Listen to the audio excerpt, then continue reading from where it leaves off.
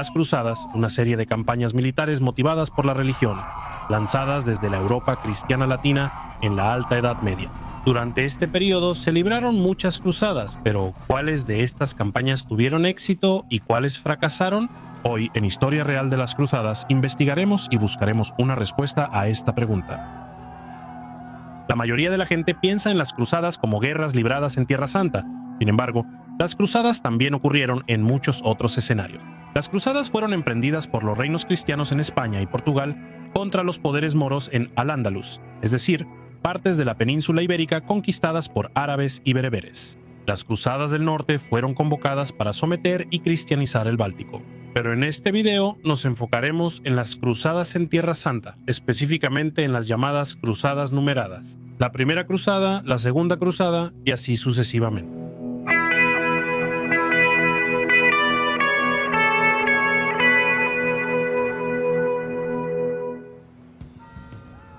Comencemos con la primera cruzada, convocada por el Papa Urbano II en 1095 y librada entre 1096 y 1099. La primera cruzada es una expedición famosa por su éxito, la culminación de la energía creciente de Occidente latino. En la segunda mitad del siglo XI, los ejércitos cristianos latinos arrasaron Siria-Palestina y tomaron Antioquía, Jerusalén y otras importantes ciudades orientales. Aunque estaban muy superados en número por sus oponentes musulmanes, los primeros cruzados lograron un éxito asombroso lejos de casa. Los cruzados fueron ayudados por el estado dividido de los reinos musulmanes orientales, con varios príncipes selyúcidas luchando entre sí y contra los fatimíes que gobernaban Egipto. Las habilidades marciales altamente perfeccionadas de los caballeros occidentales también contribuyeron de manera crucial al éxito. Los normandos, recién salidos de victorias sobre la Inglaterra anglosajona y la Sicilia musulmana, eran los guerreros de caballería más destacados de la época. El genio militar de la primera cruzada fue Bohemundo, un normando con amplia experiencia en la guerra oriental.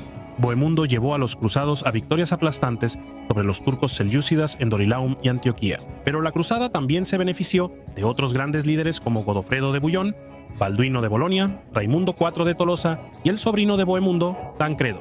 Después de la cruzada, estos hombres permanecieron en Oriente y se establecieron para la ardua tarea de gobernar y mantener las conquistas cristianas en Tierra Santa. Los 4 estados cruzados, el condado de Edesa, el principado de Antioquía, el condado de Trípoli y el reino de Jerusalén. Medio siglo después, uno de estos estados cruzados, el condado de Edesa, cayó ante los turcos sengíes en 1144. Esto llevó al Papa Eugenio III a convocar la Segunda Cruzada, que se llevó a cabo de 1147 a 1149.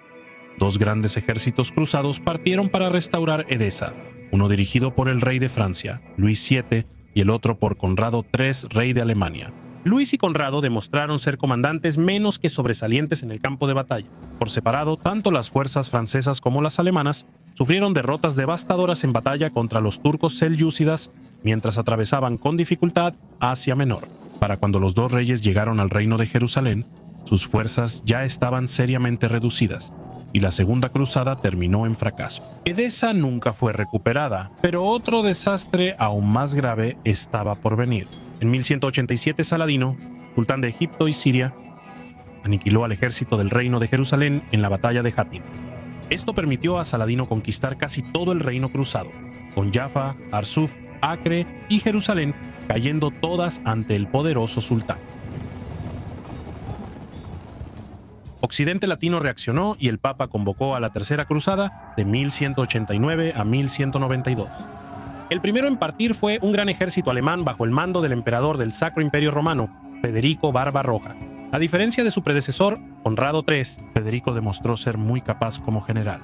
Barbarroja marchó con éxito a su ejército a través de la vasta y árida Asia Menor y aplastó por completo a los turcos selyúcidas en una serie de batallas. Sin embargo, a pesar de este éxito en el campo de batalla, el emperador murió en un accidente mientras su ejército cruzaba un río.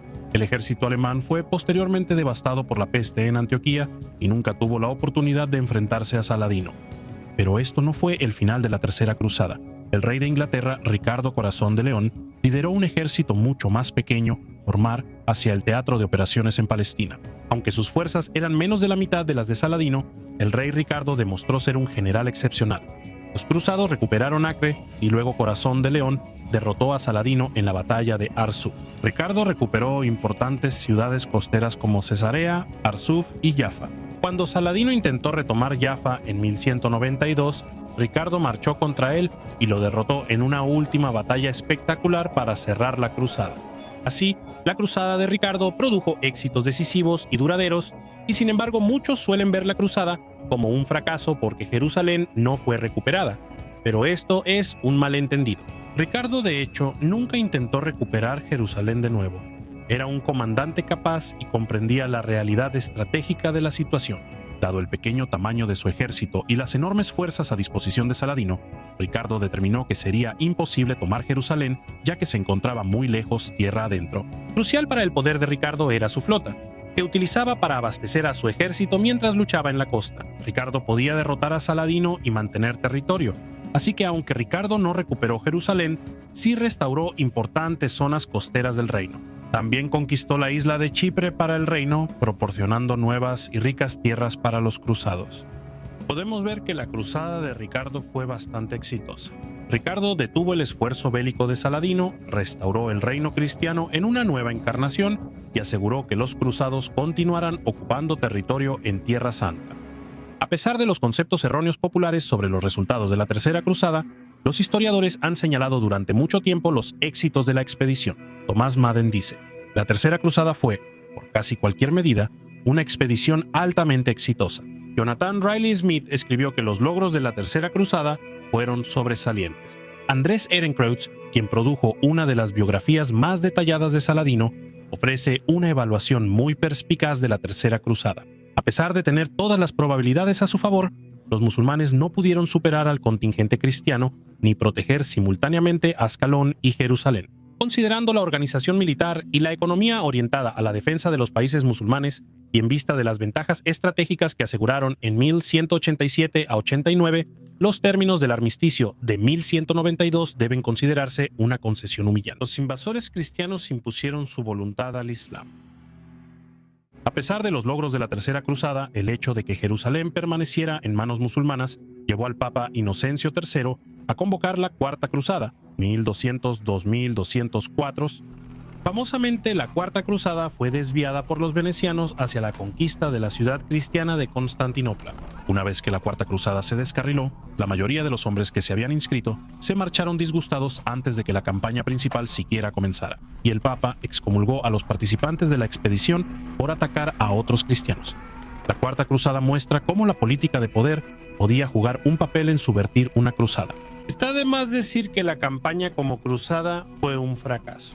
Según la comprensión de los cristianos latinos durante este periodo, los hombres que estaban excomulgados no podían participar en una cruzada, y así, una vez que los cruzados de la Cuarta Cruzada partieron contra tierras cristianas, a los ojos de la Iglesia ya no eran cruzados, sino renegados, involucrados en una guerra pecaminosa e injusta. Los resultados innobles de la Cuarta Cruzada llevaron al Papa a intentar tomar un control más directo sobre la siguiente cruzada, la Quinta Cruzada, de 1217 a 1221. El Papa nombró a un eclesiástico, el cardenal Pelagio, como comandante general de la cruzada. Como objetivo de la campaña, Pelagio eligió Egipto. Años antes, Ricardo Corazón de León había sugerido que Egipto, como un centro de poder musulmán clave, debía ser sometido. Antes de que los cristianos pudieran mantener Jerusalén de manera segura, la Quinta Cruzada intentaría conquistar Egipto para la cristiandad de una vez por todas. El líder militar general de la Quinta Cruzada se suponía que sería el emperador del Sacro Imperio Romano. Federico II Federico nunca llegó, y en su lugar una mezcla bastante variada de contingentes alemanes, húngaros, flamencos y franceses hicieron campaña bajo el mando del cardenal. La Quinta Cruzada estaba en minoría frente a sus oponentes musulmanes y sufría de un liderazgo algo desarticulado e inconsistente. En varias ocasiones importantes, Pelagio no siguió los consejos sensatos de sus asesores más competentes. Sin embargo, la Quinta Cruzada logró avances notables en su campaña por el Nilo e incluso estuvo cerca de capturar Egipto. Sin embargo, los musulmanes finalmente lograron una victoria total en el conflicto y la invasión cristiana fue rechazada. Por no cumplir con el voto de los cruzados, el emperador Federico II fue excomulgado por el Papa. Cuando Federico finalmente lanzó su propia pequeña cruzada en 1228, la llamada Sexta Cruzada, todavía estaba excomulgado.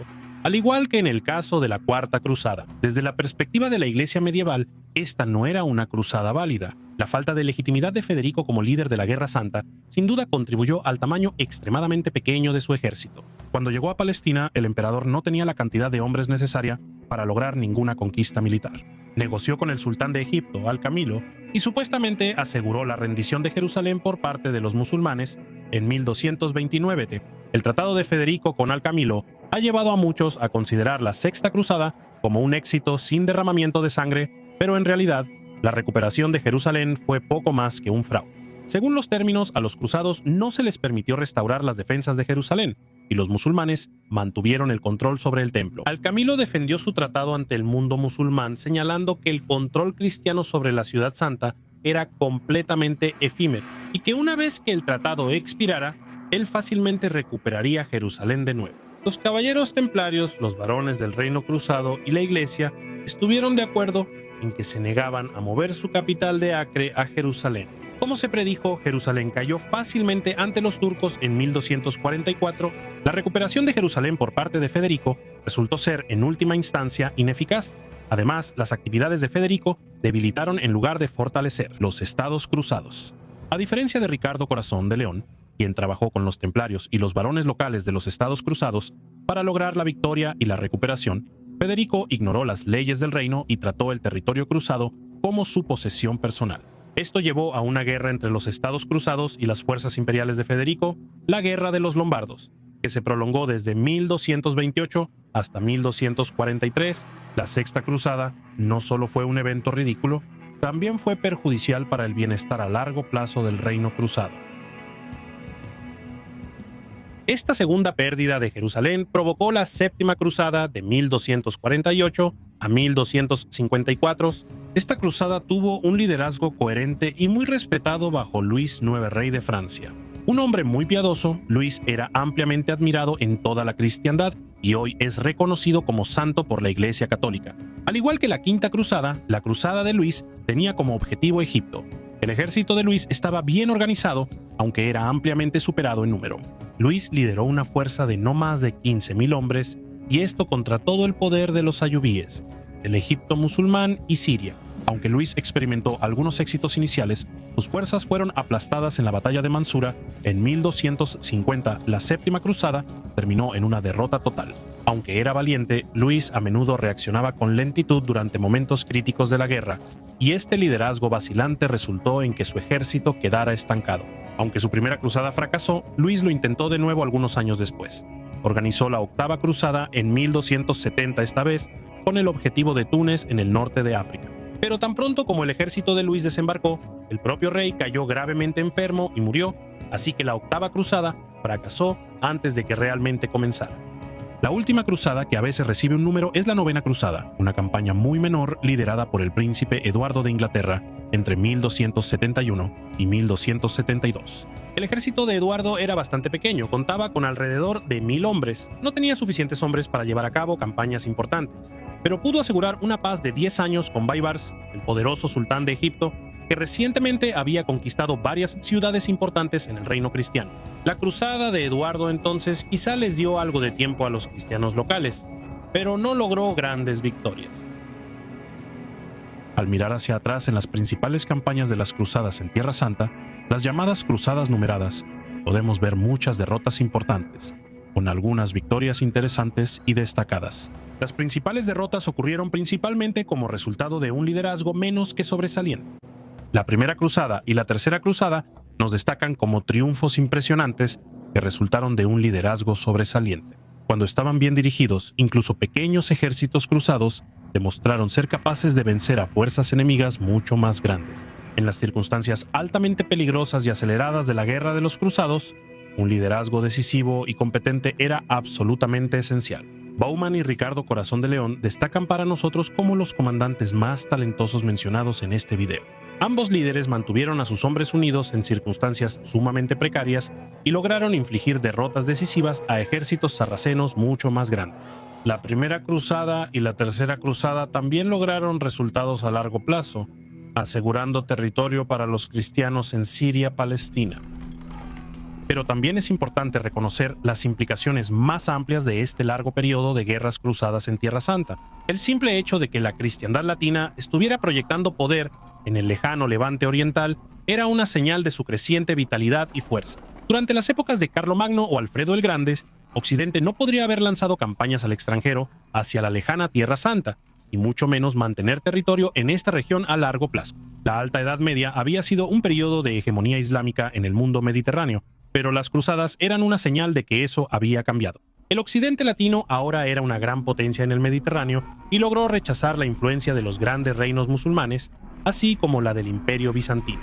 Los zéngidas, los ayubíes y los mamelucos ganaron muchas guerras importantes en Siria y Egipto durante las cruzadas. Pero el simple hecho de que ahora tuvieran que luchar contra los cristianos latinos, justo en el corazón del mundo islámico, era una señal de que la Europa latina se había convertido en una gran potencia.